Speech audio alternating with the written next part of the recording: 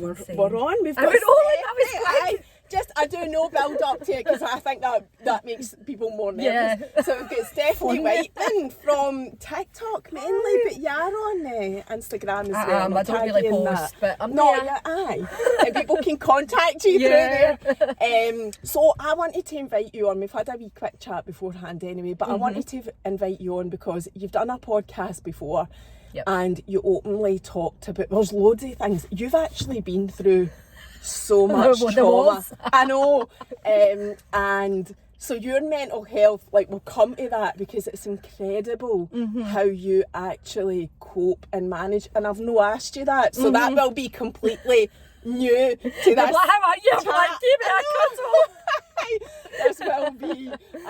So the first thing, like, I just want to go straight to your situation with your dad. And your dad sexually abused you from the age of 6 to 11, is that Well, right? it was, I didn't really know the exact ages. Oh, right, I just knew it kind of began between 6 and 8 and it went on for a while. I remember like several different occasions, but age-wise just totally blurred out, so I couldn't even tell you where it started and stopped. But I think when I hit puberty, when I was in the kind of more teenage region, that's when it stopped happening. It didn't happen then. It was more when I was in like child mode rather than teenage puberty. I don't know if... And he split up, so there's a few things in that story. Yeah, there's loads. He split up for your mum when you were... I was about 13, 14. Did that put an end to it, or did it end before that? No, it ended before that. Right. It ended before but your mum was still... The breakup between your mum and your dad, your mum did not have a clue, and didn't for about 10 years, nearly 10 years. It wasn't quite as in much. my 20s, yeah. Aye, when you did come forward about it. Right, so... you said there was a trauma before that you think was linked to triggering him. I know that language is so infuriating because there is absolutely zero triggers for these people. And there's zero explanations for it or whatever, but I heard you say that was what you thought. Yeah. So tell us what that was. I think, see, to be fair, talking about the trigger itself, I think that was more my mindset as a child. Like, I thought as a child that was my reasoning because that was the only big thing that had happened in my life that was bad at that point that I thought I would associate it with. But I had a younger sister and she was only... So I've got 2 sisters, so I had a younger sister, there's about 2.5 years between us, and then there was maybe 2.5 years between them as well. So when she was 8 months old, she died. Were you the oldest? I'm the oldest. Right, I'm the so, big one. So the middle sister's still here, and the the wee younger sister, one. right, so she was 8 months old, she died of cot death, so she did. So my mum found she's always I get emotional about, you know, because you think about it happening to yourself. I know. So yeah, she died when she was 8 months old, and obviously I was there when they found the body and stuff like that. So I don't know if because that was such a big thing in my head that happened in my life before the abuse, I just associated it to that. Okay. So that's where as an adult, comes I don't believe for a second that was the reason that happened. But when I was a child, that was the association to me in my child head. I'm like, right, that must be it. That's why. And I always did kind of hope it was me because I was the older sister, so I hoped that because I was the older one, I was the kind of one my parent was leaning on, blaming. I don't know, I just always hoped it was just me at that point. And to think that from a child perspective, I've got a daughter that's 6, so to think that I was thinking like that at that age is insane. I can't even comprehend it. If that was your daughter, that would kill you. That absolutely would kill you. Yeah, and I'm glad that I came forward when I did because it was before I was pregnant with my first son. I think if I had a child, and I knew as a mother how it would feel to hear that because she was the one person that was always concerned about hearing it. Not because for a second I didn't think she'd believe me, because I know, like, as my mum, it did kill her. But I think if I was a parent first, I think coming forward would be harder. Yeah, because the thought of that happening to your child, I know just how hurtful that would be. So I'm kind of glad I did do it before the kids stage because I don't know if I would have done it after. No, I don't know how I would have coped. And I don't know how you have coped with, you know, the traumas that you've just described here. But see, talking about the sexual abuse, and I say to you, although I know the story because I watched that podcast, I'm super conscious that there will be loads of women that can relate to it. Absolutely. that haven't came forward or are thinking about coming forward or even just need to know that they're no alone because coming forward might not be the answer for them as much as that kills us because I completely agree. You know, but could you talk us through like what happened to you for the benefit of people that don't know, like I say, I have watched that podcast, and then how you managed to come forward about it. Yeah, of course. So obviously when I was a child, that was when my dad started abusing me. I don't have any specifics for the actions that happened at the times. I just remember it was silly things, like I remember lying in the couch and I remember him touching me down there. I remember one time I was sitting and I couldn't pee. It was really hurting when I peed, and my mum thought I had a urine infection, but it wasn't. It was because obviously he'd been interfering with me previously, and it's obviously hurt or irritated me. So I just remember separate occasions. That's how the time frame for me, like people go, what ages? And I'm like, I've no idea. I just remember these specific things, like coming into my bed or things like that. I don't have dates or times, but I think when you're a child you kind of blur that out. So when I came into adulthood, my mum and dad broke up when I was 14, and I did still go and see my dad. He lived with his girlfriend at the time. I didn't get on with this woman at all, right, which was kind of a bit of a blessing, because I didn't need to spend as much time at my dad's, because me and her didn't get on. But it got to, I'd met my partner when I was 20. I'm still with him now. It's a miracle. That's like life sex itself, isn't it? No, but I think that must be part of your, like, you know, support. Yeah, absolutely. He's been there through every single part of it. So I met him when I was 20, and obviously when it became like intimacy and sex and stuff like that, you have like a warped view. I think when you've been through something like that and you're older, you almost feel guilty for wanting to have sex or wanting to be in a position where you're wanting it, if you know what I mean. So that became a problem in the relationship, because he would be like, Stephanie, like, you're not coming on to me. Like, I was quite happy to oblige if he came to me, but I was never, and I couldn't just walk up and kiss him or cuddle him like you would expect a girlfriend, boyfriend to do. So that obviously caused issues in the relationship, and we were quite new at that point. Me and John had only been together a few months. We were living together, that's a long story again, but we were living together at that point. And I think one night I could feel that it was causing a big distance between us, and I didn't want that, because I'd never been in a relationship for any longer than a few months at this point. And I just blurted it out. I was like, blah, blah. And I think he was like so stood back. I went and slept on the couch. I didn't speak to him, and I was like, look, you cannot tell a soul, like, I don't want my mum finding out. And see, sorry to interrupt you, but I just wanted to ask, see the few months before you actually were able to say it to him, had you thought about saying it? Were you thinking, I'm going to have to tell this guy? Yeah, I think I knew the reason behind why I was what I was, and I try to think of excuses, so like trying to think of ways like to make him believe that it was something else, like anything, just like, oh, I've got intimacy issues. So you didn't want to? I didn't actually want to, because I didn't want it out at this point. I was just like, I don't want anybody to know. And when I told him, I still at that point only wanted him to know. I didn't want anybody else to know. But anyway, blabber, he's quite friendly with my stepdad, so me and my stepdad got on great. So him and my mum had been in the relationship for maybe about 5 years at this point. He'd went out, I think he'd met him for a drink, or he'd met up with him, and he told my stepdad. So by the time, so he came back and he told me straight away, he's like, Stephanie, I couldn't, like, I didn't know. And his emotions were obviously all over the place at the time. He loves you, like, you can understand that. He like, wants to do the right thing. He's like, you need to speak to somebody. So when he told my stepdad, that was a point I was like, right, hold up, I'm going to need to speak to my mum now, because if he knows, that's going to come out, and she's not going to want to hear it from him. I think she would rather hear it from me. How did you cope with that? Oh, that was horrific. That was probably the worst part of the whole thing, was that one. Like, I think when I knew my stepdad knew, I wasn't as bothered, but the thought of my mum finding out, it was just the thought of the hurt and the pain, and I didn't want her to have to go through what we went through. I didn't want her to be a part of that pain, if you know what I mean. So obviously, beforehand, I don't know if you'd seen the previous podcast or if it was even aired, it happened to my sister and my aunt as well. Yes, I did. So my aunt had lived with us when she was about, I think she was about 14, 15, and it happened to her, and I was there. I seen it happen. That's the only reason I knew. We'd never discussed it. And me and my sister, I think we'd been like drunk at a party once, and we spoke about it, and it was one of the things we kind of spoke about, and then it was glazed over. But I knew mentally when I came out, right, hold on, I've got these two people that are also involved. So I reached out to them and spoke to them, and I was like, look, after I'd obviously spoken to my mum, we need to do something about this. And that is how it got to the point where we went to court. We went to the police station. But yeah. See, telling your mum, were you the first person to tell her, or had your stepdad? No, he hadn't, no. And you could see it in his face when I walked in the house that day, because obviously we planned to go up, and I was like, I'm going to speak to her. So I'd met up with my sister, so my sister came along as well at that point. So obviously we'd been speaking. I was like, Sammy, we're going to need to speak about this. Like, it's got too far now. And he had kids at that time.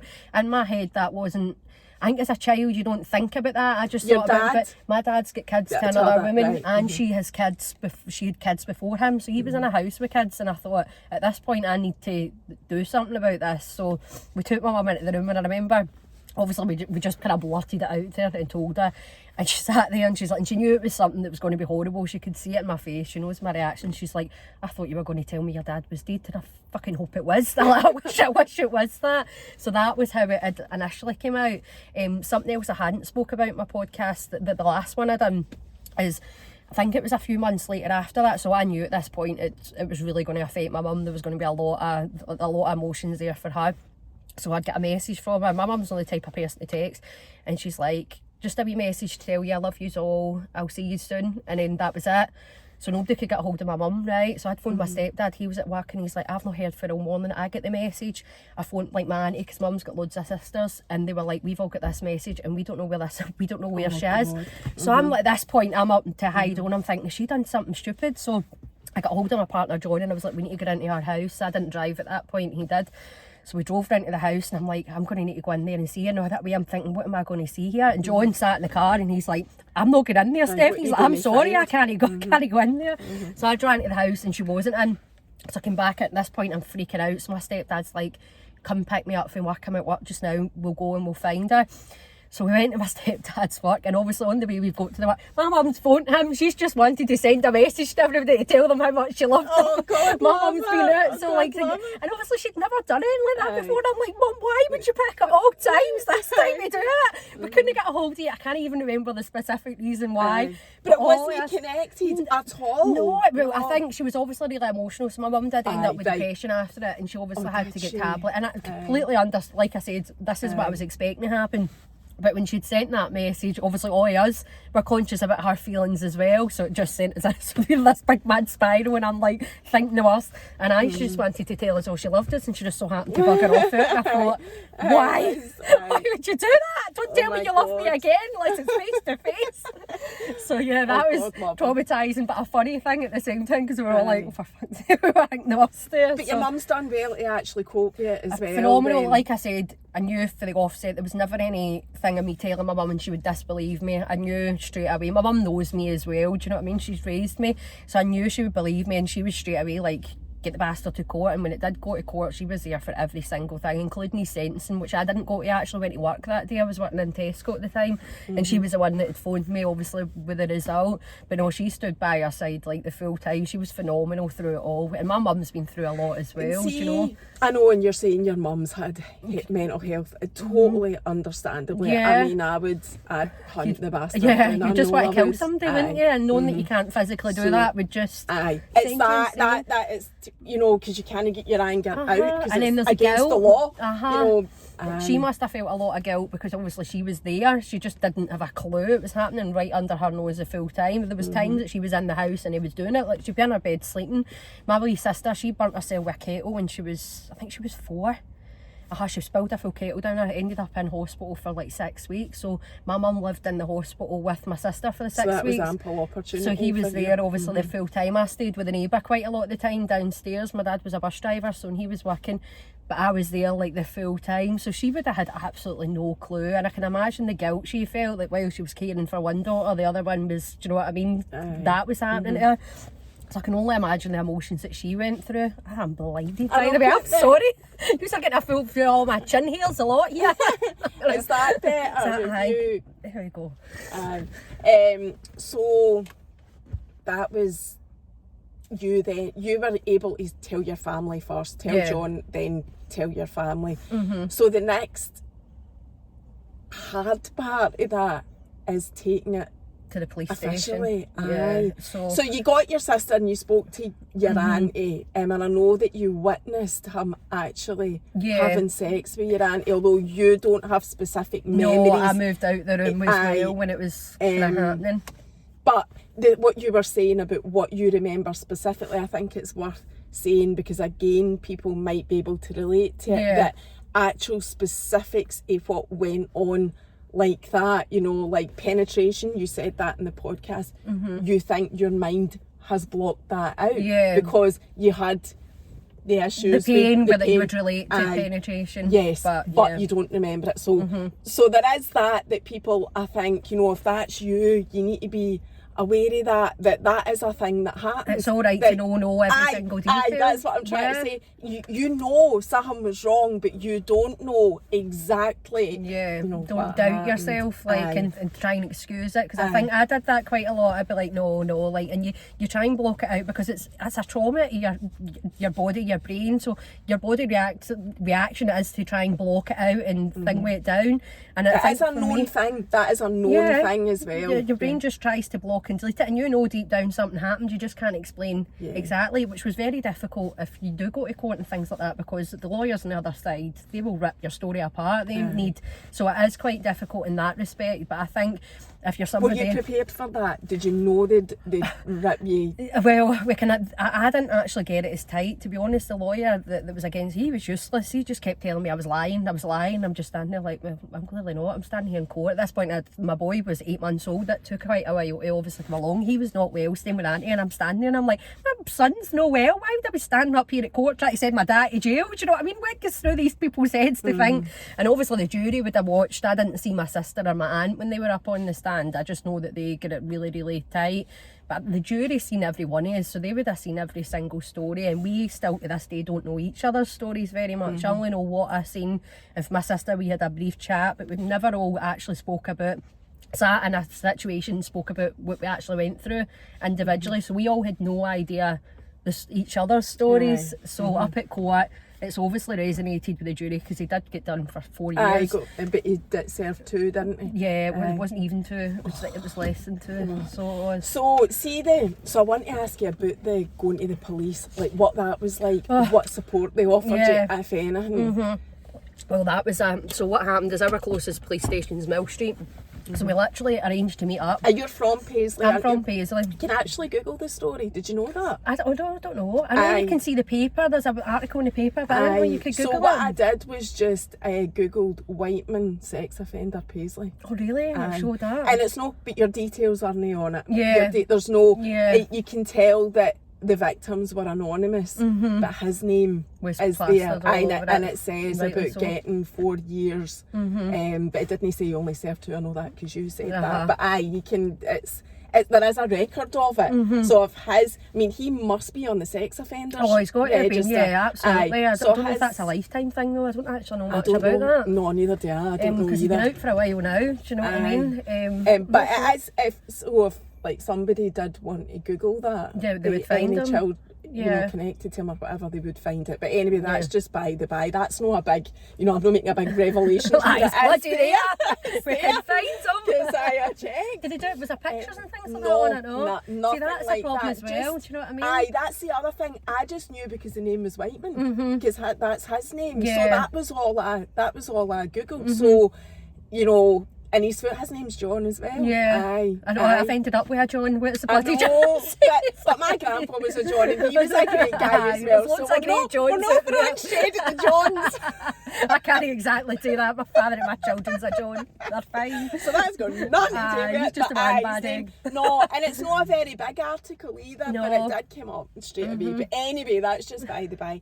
So what did you do to report it? How did you decide? So this was obviously at this point, once it came out, my mum knew, because that was the only thing I was scared of. Standing up at court and things like that wasn't probably my biggest fear. It was my mum was always the main thing. But I think at that point I thought, God, we've got to do something about this. Like, he's in a house that's got children, it could potentially be happening to them, like with the chances where it probably was. Do you know what I mean? He was in the same situation he was in years ago with us. So we had arranged to meet up. I think we met up at my mum's house. And we just walked to Mill Street Station and just stoated in, and we were just like, we'd like to report a crime.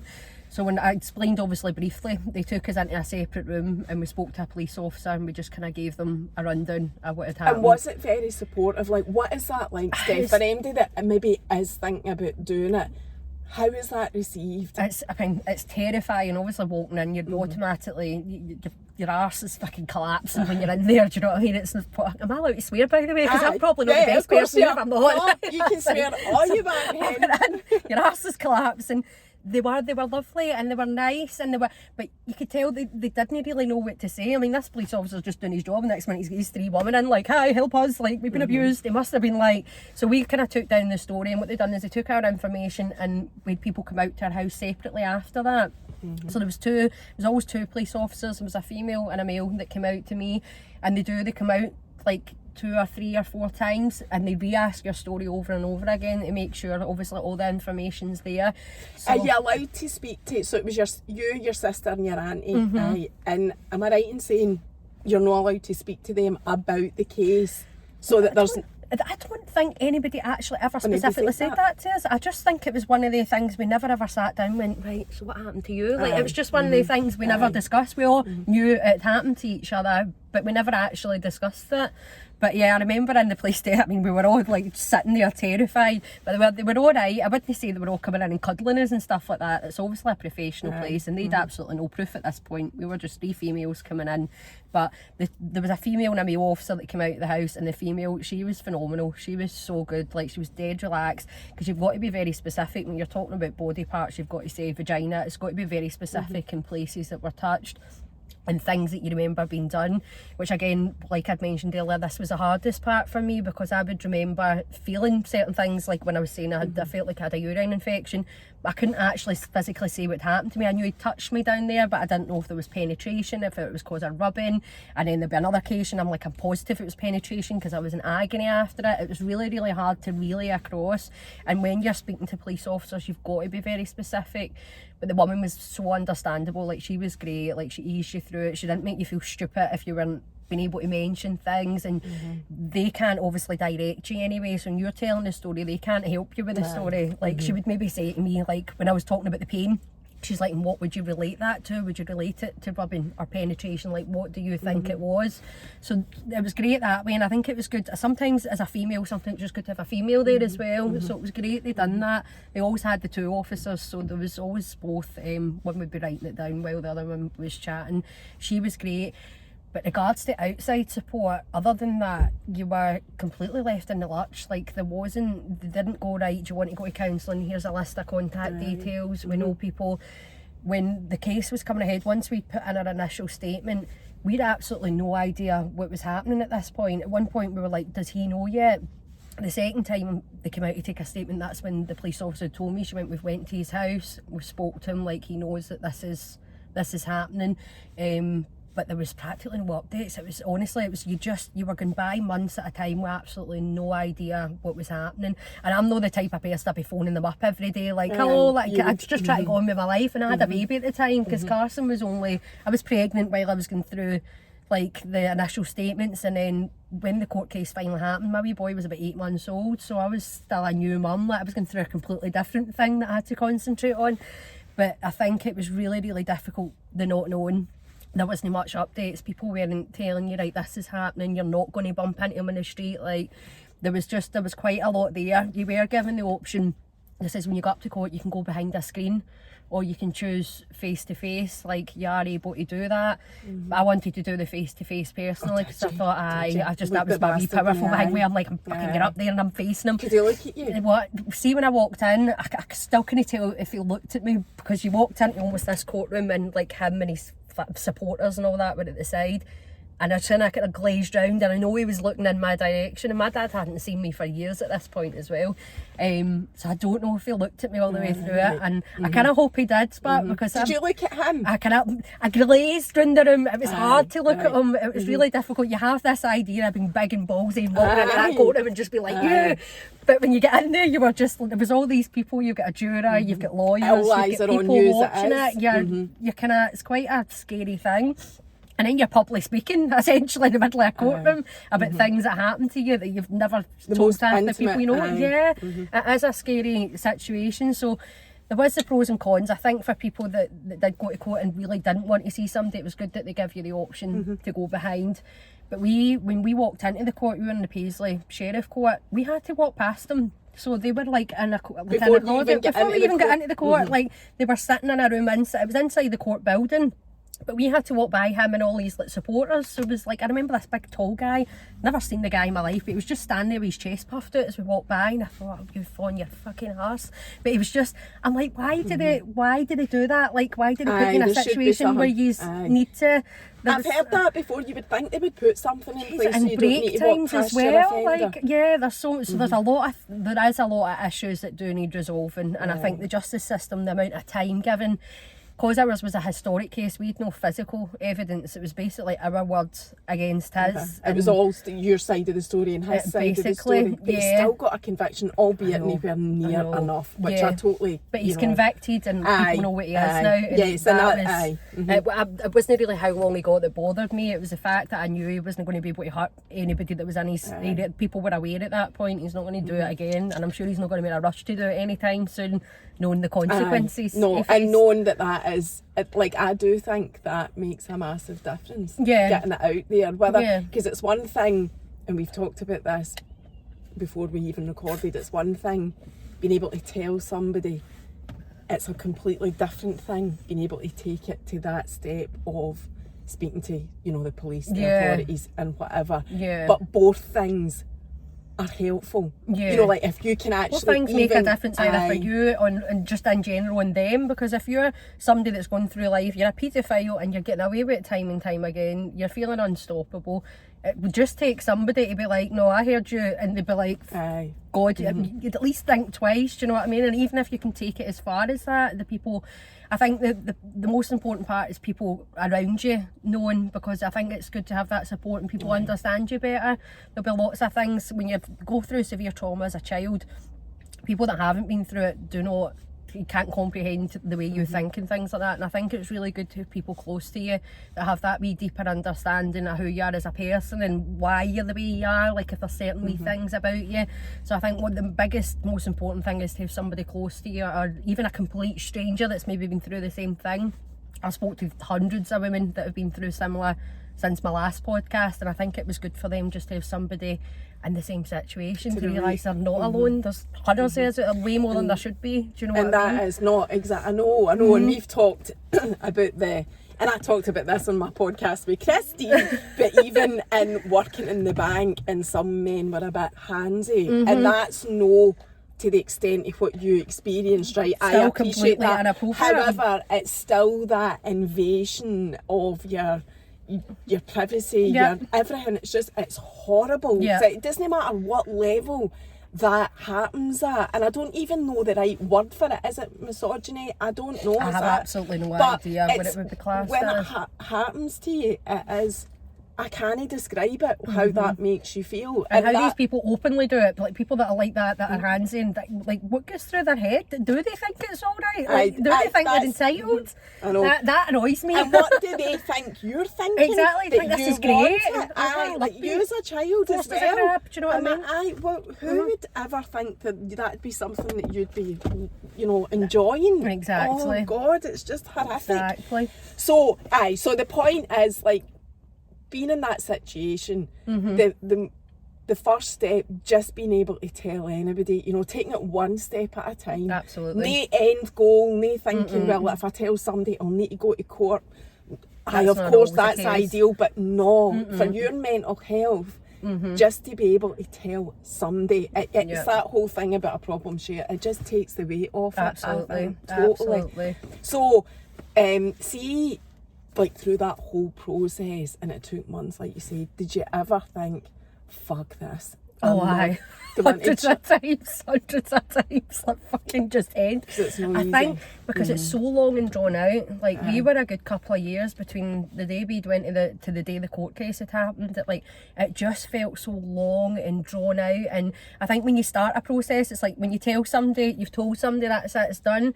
When you go to the police, there's a massive process they've got to go through to bring it to an end point. So it's a long time waiting. And I felt like that annoyed me. And at no point, I'm bloody covered in strawberries and cream already. That point, it was really frustrating. And you couldn't go back. You already got so far, but you just wanted it to be over to almost feel that sense of relief.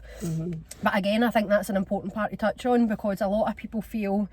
And I know I'm not alone in this, I spoke to so many people that when the person that's abused them goes to prison, like, people almost feel like there's a sense of relief.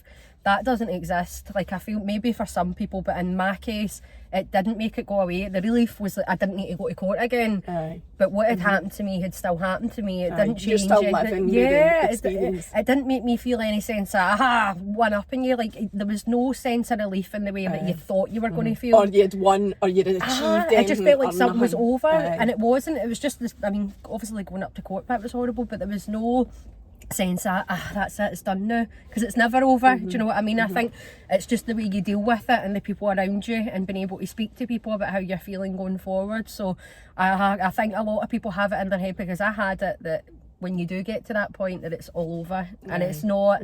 You've done an incredible thing, because you've took that person off the streets, and it's not going to happen to anybody else, and they are paying for, well, to a certain extent, what they've done to you, but you don't just automatically feel better. And I think that's, and a lot of victims will tell you the exact same thing. You don't just all of a sudden feel like it's gone. So to not expect that to happen is probably a good heads up. I wish I'd spoke to somebody before and they went like, you're not going to get to the end of this and just be like, I'm a new person, this is great, like this never happened. You need to, I think it's good to be aware of that as well. You're still living with it for the rest of your life, and any traumas like that, you manage it for the rest of your life. Yeah.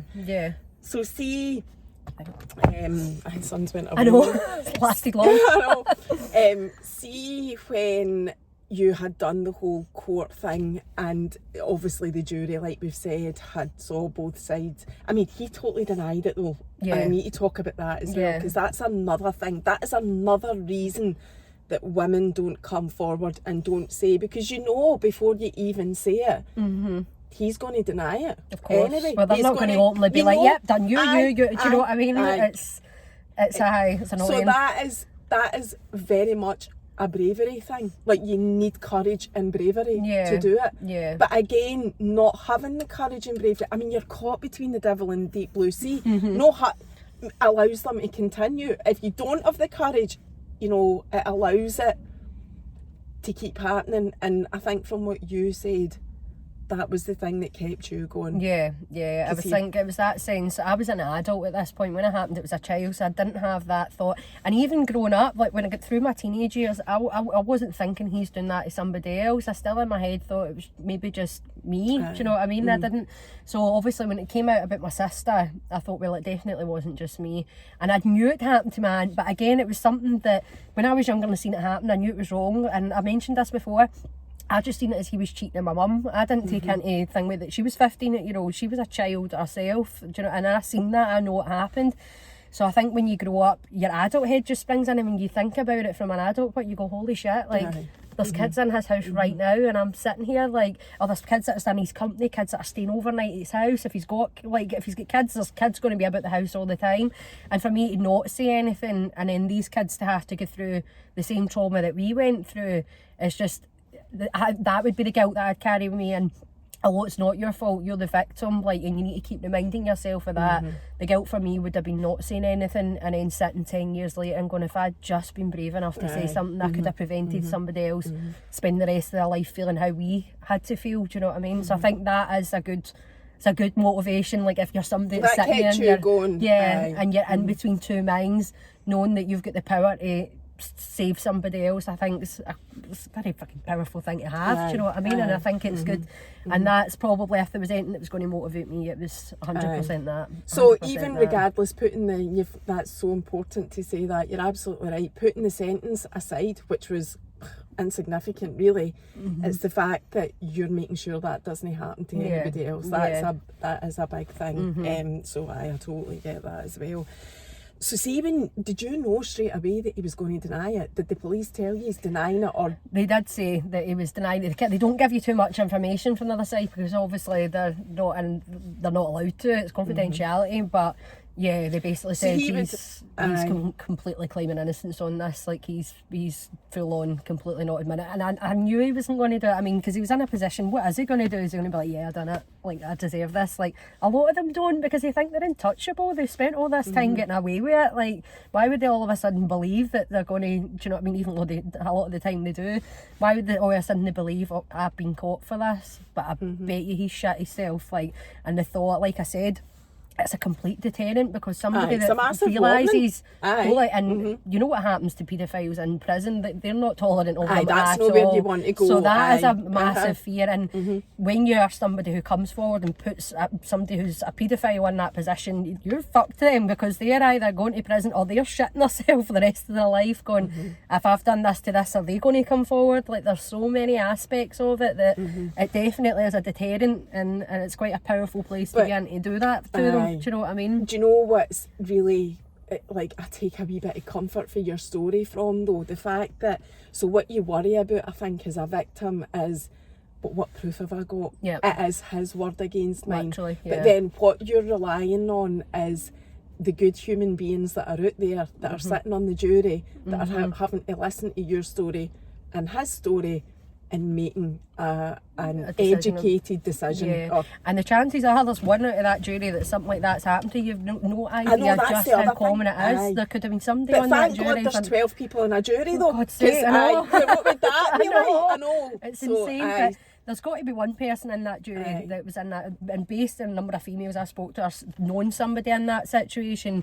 And sorry, you mean people who can relate to you? Yeah, I thought you were meaning like maybe a man who was actually... Oh God, you never know, that could be a bloody next but thing. no, I see what you mean. You're right, if there's a woman though sitting on that jury, that's, you know, but the chances are, because I very rarely, when I speak to women, when I talk about the handsy, you know, situation with guys in the bank, there's women, I very rare, in fact, I don't recall speaking to a woman that hasn't got some kind of story to tell, or situation that happened. I'm not saying every single woman was abused, but I'm saying every single woman has got some story to tell. Yeah, that they've got no proof on, but like it's a different situation, but they've got no proof on, and they would be thinking themselves, how would I prove this? So I think it is quite good that way. I think it's good that you don't need that physical evidence. It's just, you just need to be sincere and tell your story exactly as it is, and your truth. And if you're completely truthful through it, people are going to see, they're going to pick up on the lies, they're going to know who's lying and who's telling the truth. But I would like to think so. You didn't have to sit through his story or him giving No, I didn't go up for like that. I only went, I didn't even, because my sister and obviously my aunt, the two of them were before me. And my sister spent a lot of time with my dad. She was over there a lot. She was quite a troublemaker when she was younger, so she used to like fall out with my mum and go and live with my dad's. So she got ripped apart in that stand, because then they were like, well, why did you spend so much time at your dad's if you knew this had happened? Which is completely irrelevant, because she was a child, she had no idea. And at the same time, that was her dad. Do you know what I mean? So when I found out, they said, I thought, you bastards, like, how could you say that to somebody? And with my aunt actually, like, my aunt's my mum's sister, but she was in a relationship with my dad's brother. So they had a child together. She used to go and hang about. So obviously her man was my dad's brother, so they were over at the house. So the two sisters and the two brothers basically were couples, So she would be over at that house with her child and stuff like that. So she get completely ripped apart. And I remember it was my uncle, and it was a terrible thing to say, but he'd said to my aunt at the time, he was like, I understand why you two would lie, but I don't get why Stephanie would lie. I ripped him apart, I remember sending him a big message, and I thought, who do you think you are? Like, your daughter was in that house. But I think it was good we had the power of the 3 years then. But at the same time, I was terrified, because their stories, they get ripped apart so quickly. I thought, what if they don't believe me? Because there's so many, no holes in their stories, but there's so many reasons that they can throw against them. That is the typical trauma bond. Yeah. That's a thing as well. You know, you can be abused by somebody. I mean, it happens all the time in domestic violence as well. So regardless of the type of violence, you can be the victim of violence and still keep going back because there's a trauma bond, because you're justifying it in your own mind. It's my dad, it's, you know, whatever she was saying, like that is a thing. Yeah, both of them didn't deserve what they got up in that stand. It was horrible, and like I said, they didn't really have anything on me, because I was quite estranged from my dad anyway. Obviously I didn't have kids at that point. If I did, they wouldn't have been near his house. So for me, they just literally, the man just kept going, you're lying, aren't you? You're lying. I thought, who was the man? Is that his lawyer? So it was his lawyer. The guy was, right. I couldn't even tell you the guy's name, because I just remember thinking, you look I like didn't mean give us his name, I just meant, was he the lawyer? I know, I just keep saying the man. I'm calling him the prick. But that was honestly, that was all he said the full time I was up there. And I thought, you are doing a fucking awful job here, mate. Like, this is, why would you keep saying that? And that was all they had against me. So yeah, it was one of the ones, like, whether there was 3 years, like, was it a stronger thing way against him, or was it weaker? And I kept contemplating. And I wonder, I mean, you won't know, but I wonder if he maybe didn't take the stand, because what would he say? Exactly. I didn't. I That's know. it. I know. I didn't. Aye. I don't know. Don't know how it all works. But anyway, the good thing is that it's out there now. You got your conviction, and he's unknown sex offender. I do think they must have that for the rest of their life. Oh, you can't change it. You can't just swap it after 5 years and go, he's been a few meetings, he's not a pedo anywhere, do you know what I mean? No. It's got to be a thing. I've never researched it because it's not something I don't overly look into at all, do you know what I mean? That was all I did. I didn't check anything else either, like what happens. I'm not sure, but I would imagine he'd carry that with the rest of his life. So, I would think so. So, I mean, you are an incredible human. Like, I know, no, I said this to her before I even started. I'm like, I could greet the top, like, saying this.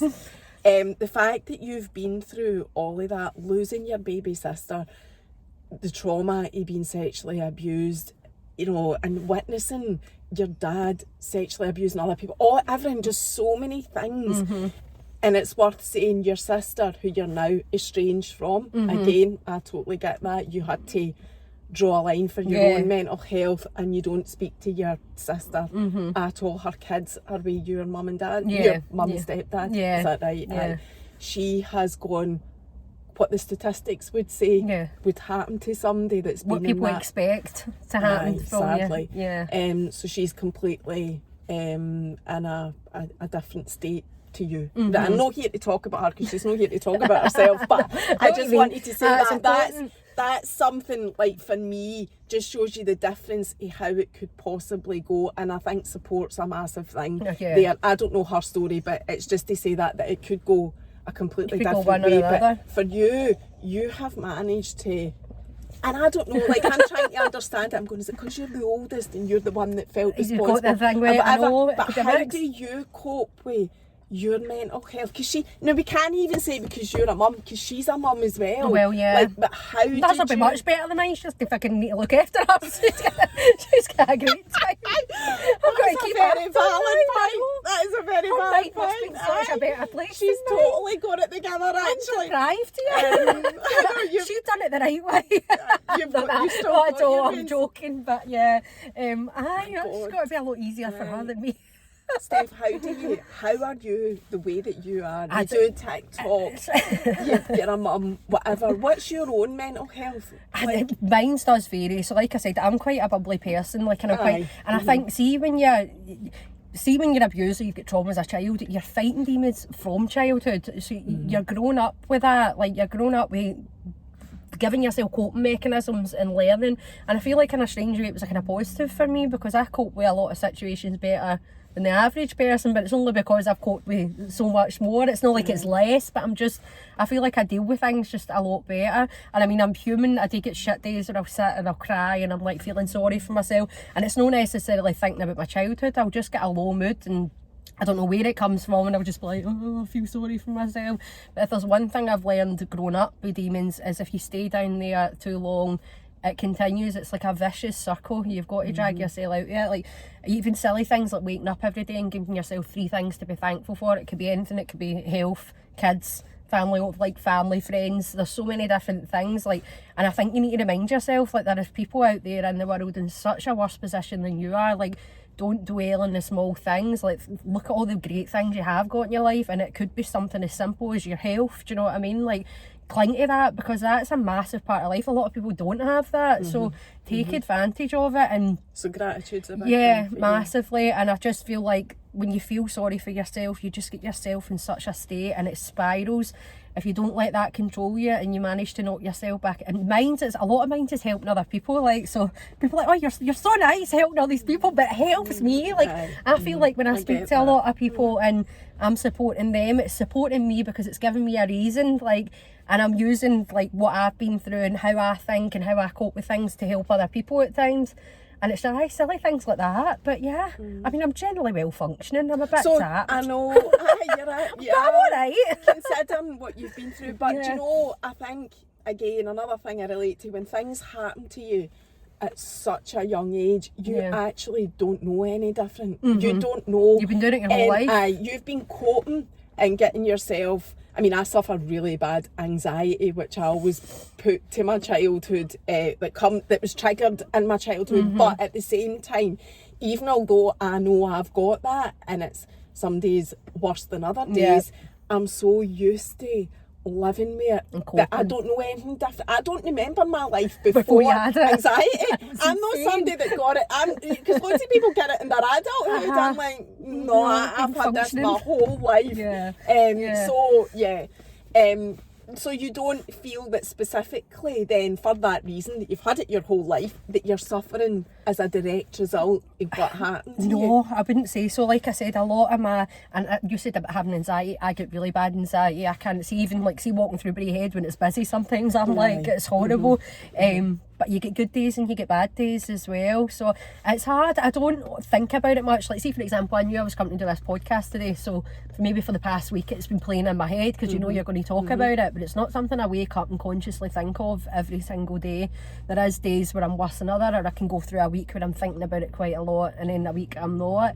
But I don't let it affect my day-to-day life. Like, I'm at college, I've got kids and stuff like that. If you did let it affect you, then you're becoming a victim all over again. I think the good thing about surviving something is that you need to keep surviving. You can't just... you've got to just keep going every day. And if you just sometimes take a stop, look back, just to see how far you've came, and then move forward again, is a massive part of it, because it is easy to dwell and it is easy to be like, oh, this happened to me, but it's not helping your future, I think, like that. It's not bringing you any further forward. So for me, there's a variation of things. I've got hundreds of stuff a day. I've like breathed for 10 minutes in the morning. I have things like cleaning. See, when I'm really bad, I've got my house out. John must love it. Thing as well. I know, it must be like, she's depressed as fuck. This place is spotless. But it's silly things like that just help take your mind off it and be proactive. And you know what works for you, so that's what you do. Because everybody's got their own things. And as you said, when you've been doing it for you're a child, you've got so many different ways to cope. Like, you've so many things you can lean on to climb yourself back up. And I think I've been very lucky that way, because a lot of them have worked. I mean, I'm still here. And I know you're still here, I'm glad, thankful. I just want to say as well that I know that you don't speak to your sister now, because there just came a point where I've touched on this already, but I just want to say it again, because for me, I'm a huge advocate. Everybody knows this about me anyway, but I just want to say it again that, you know, people throw the comments at you sometimes about, you know, family, it's family though, you should never turn your back on anybody, and all these sayings that rip my knitting, man. Because unless somebody has walked in your shoes, then they're not in a position to say that. And if you need to cut ties, then for your own mental health, you know, there is always a point where you have to draw a line under things. I think if you've got somebody who's in your life who's bringing you to that point, it's affecting your mental health. And obviously I've got kids, I've got to try and keep on top of myself. Somebody that's bringing you down to the point that's affecting that, sometimes there is a point you need to cut ties. And I know it's easy to say don't give up on people, you need to, because I understand that mentality, but until you're in that particular position, you get somebody in your life that is so toxic, they bring you down with them. Family or not you need to draw a line. And like people say, because it's family, you need to be like in their company. That's not the case at all. Like, you can choose the people to be around you. People aren't family just because they're blood. You've got friends. Like, there's so many more important aspects in your life to concentrate on, rather than people going, oh, family, you've got to put up with them. No, you don't. And I do think that mentality of you've got to put up with them, which means you've got to be subjected to whatever abuse it is, that, you know, you're to the detriment of your mental health, is out there so much that people feel bad then about making a decision. Oh, wait a minute, you know, this isn't helping me. I'm going to have to cut off here. Like, you instead of feeling guilty about it as well. It should be all right to do it. No, I agree. So anyway, I just wanted to say that. Get out there, I've been waiting. I know. 10 minutes left. What are you studying at college? I've not asked you. I'm doing accounting. Oh, you're joking? Yeah, I'm on my third year. Here was me thinking, you're dead bright though, so I'm no surprised, but here was me thinking you were going to say something to do with social care or something like that. I thought, because of your experience? No, well, I worked with adults with learning disabilities for a good few years. I done it with my wee boys autistic, so I didn't get into that kind of job for quite a few years. But I'm at the point now, like I had my kids young, so I was 22 and I had my wee boys. So I didn't really have a career. I didn't know what I wanted to do at that point. But I'm now at the point, I'm like, it's not even like I've got a pure thing for accounting. I'm like, I love numbers. I've just want a 9-to-5 job. Like, I swear to God. Why did you choose that? But I do like numbers, so it's not a thing. But then at the same time, and anybody that's done accounting will be able to tell you this, I went into it because I'm great with numbers, right? And it's not that I overly love them, but I'm good at them. And I thought, bugger all to do with numbers. It's everything else that's a problem. Like, numbers is absolutely nothing to do with accounting. So I'm on my 3rd year. I'm doing my HND now, and it's solid. Are you enjoying it or no? I am. It's good, but I think anybody in college in their 3rd year will tell you, like, the stress levels are unbelievable. You're just like, your whole life revolves around studying kids. If you've got kids, studying kids. That's pretty much all I do. Will you do 4 years? Or? What? I was going to, so I've got 2 years left at uni. I can go to uni or I can get a job. But see, the cost of living now, being a student in this day and age, it is ridiculous. Like, so I was working at the same time as being at college full time. So when I finished my HNC, I crawled through the end of it because I was doing like 26-hour shifts and I was working full time. So I cut my hours down, and then I got to the point I was like, I need to just be a student for like a year. Then I ended up working in a pub for a few months there before Christmas, and it shut down the week before Christmas, and I was like, Jesus Christ. And I'm like, I've only got to June to finish this year, so I still don't know what I'm going to do. I don't know if I'm going to, it'll obviously be accounting I go down. You can go and get into a decent accounting job in HND and study further through work, or I can do uni. I don't think I can afford uni. I know. And you are quite open about that, about being skint on your TikTok. I know. It's brutal now, and we've talked about it on this in my cab before about just the cost of living, and especially if you're even lone parents or, trying to study. I mean, we've got 2 years and we're crawling. My other half does work full time, but we've got bills we need to pay. Like, seem you're getting SAS money. I mean, you've been working before you became a student. So you're used to having money. So that's the problem. And I wonder, in the last 10 minutes, could we touch on John? Because I'd asked you about that. John, I'll be watching this. By this point, John will have switched off. So he'll not have seen it. I'll be fine. Because I know that you had talked to, the first time I met you, which was back at Christmas, that I didn't know the whole sexual abuse thing at that point. I knew I'd kind of heard wee bits of it, but I'd known that you'd also supported your partner through a bit of a difficult time. What was that? So he was, when I first met John, he was a pure gym freak. He was always in the gym. He was built at the side of a house. But what happened is it wasn't an accident at the gym, he ended up with a bad back. So he went to the doctors and they prescribed him tramadol. So he was taking tramadol quite a lot, and obviously he was still going to the gym. It got to the point he had to stop going to the gym because his back was killing him. But this is where it obviously had stemmed from. So he ended up basically with addiction to painkillers. So it was anything like codeine, tramadol. There was loads of it, and it was quite well hidden. Do you know what I mean? There was a few occasions. So we'd went on a holiday to, where was it? Calpe in Spain. We went on a holiday for a week, and he was a crabbit bastard the full week. It was one night, and he was going to bed every night early, and I was like, there's something not quite right. Now that way you can tell, somebody, I could just feel there wasn't something quite right.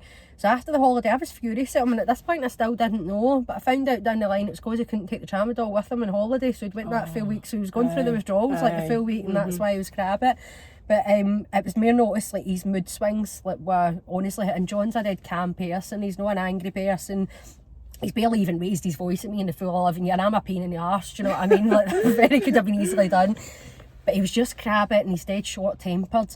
And basically, I found it turned out he had a massive addiction to tramadol. He was taking like a sleeve or two a day. He was just taking like 10 at a time at the one time. So he ended up... Was he aware of it? I don't think he realised how much a problem he had until I was like, you need to get out my house if you're going to go out our house. You're going to continue, it's technically his. You need to get out your house if this continues, because I'm sick of your shit. But I found like painkillers everywhere. It ended up with big sleeves of tramadol, everything in his car, and I was like, John, the kids don't deserve to live like this, because he's an amazing dad. John's just a nice person. Anybody that meets him, you just love him straight away. He's just a lovable soul.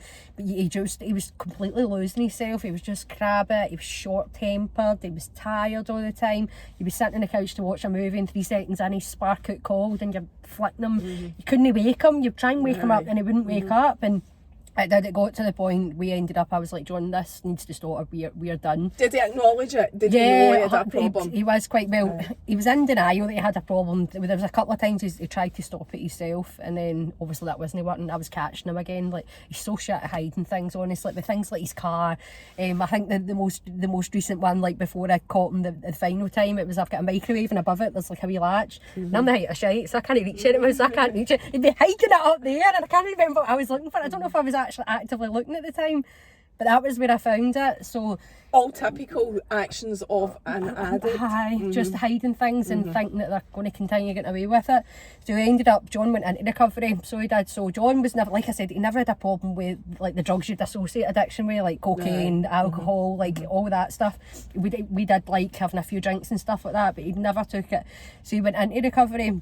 And he absolutely... What do you mean, he went through a programme or went into a clinic or... No, well, he phoned up and spoke to his doctors, and they basically says, look, we need to inform social work about this, which means you might find that somebody's going to contact the school. And I'm like, oh my God, like, what are they going to think? But I thought, ain't to get him better. So there's basically this wee clinic, and they basically said if he comes in, they would drug test him every now and again. Ended up, I didn't go to that. Ended up, we started going to meetings. He kind of teamed up with Max Colby as well. So, yeah, I did know that, but I didn't want to say it was Max Colby. They are incredible, by the way. What an amazing group of people. And Paul's phenomenal, honestly. He had quite a lot of good friendships in that, and the things they do, like the wee things that go away, so many like-minded people. Not everybody there's there for addiction, and anybody can join. I've done a podcast with Paul. Did you know that? No, I didn't see it. And his partner Emma, right? To be Emma. Oh so Max Colby, we've talked about the group, but it's worth saying that Max Colby on Instagram is a massive support with anybody, not just addiction, any type of, even if you're just mental health. You just want to be, walk with them or whatever. It's an incredible group. And they're so active as well. Like, see the stuff they do, they're brilliant. John spent a lot of time with them. He also did the cold water. Like, he got a wee tub. I remember coming in one day. Max Colby do that as well. And I'm like, what the fuck is he? And he'd bought this wee tub thing that sat out the back door, so he just sees me head in my window in the kitchen. I'm like, John, what are you doing? He's in this ice cold tub outside. And all that worked for him. It was amazing for him. Like, see the difference in John, like, because I almost forgot what John was like before it, because he'd spent so long being like that way.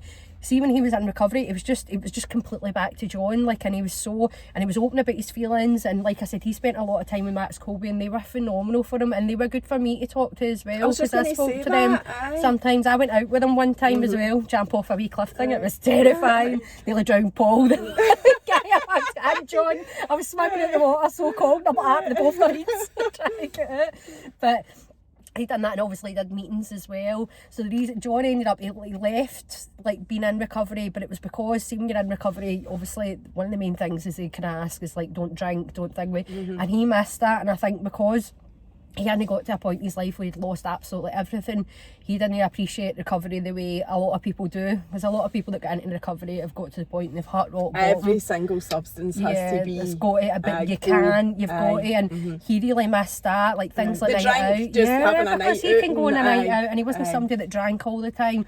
So that was one that, so the main reason for him leaving it, and he's completely stayed in the wagon, that's been over a year now. His main reason for that was that he wanted to be able to go out and have a couple of beers. Like, you can still go to Max There's Colby. a lot. Max Colby, no, he just became a lazy bastard. I'm not completely sober, I've been out with him. No, but for the meetings and stuff like that. I know what that's you mean. How he stopped that. And he keeps saying, he's like, I need to meet up with Max Colby and stuff like that. Because sure, I went actually done a talk, because they do talks and stuff like that as well. I actually done a talk on autism, talking about my wee boy. Oh, that's amazing. But they were phenomenal for him, and honestly I can't shout them for the rooftops enough. They're incredible. They were such a big part for him, and learning how to recover and speaking to people who'd either been in similar situations or just somebody to listen. They were just an amazing group of people. But yeah, no, he's been great. Like I said, he's back and he's able to take a drink and stuff like that now. And he stayed on track. I think he done a lot of meditation and stuff like that in recovery as well. So I think he's put a lot of things into practice from being in recovery that's helping him in his day-to-day life. It's actually an amazing story. It's the fact that you've been through what you've been through, and he's supported you, and now